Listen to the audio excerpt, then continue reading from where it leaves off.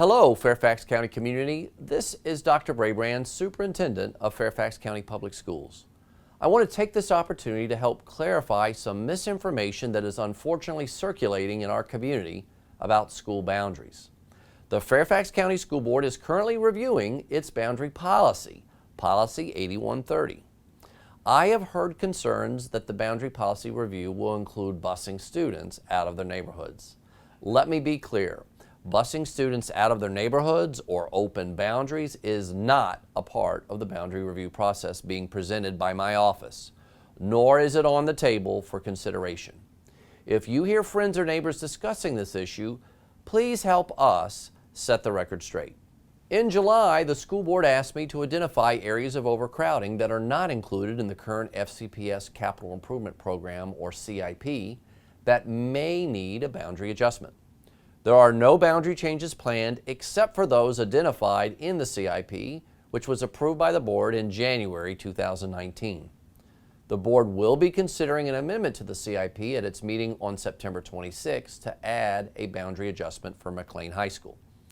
Until the boundary policy has been reviewed and approved by the board, there are no new boundary changes scheduled for FCPS. The school board has also requested that I hire an outside consultant to work with the board to identify best practices nationwide in boundary policy and to engage the community in this boundary policy discussion. The school division is in the process of hiring that consultant through our request for proposal process.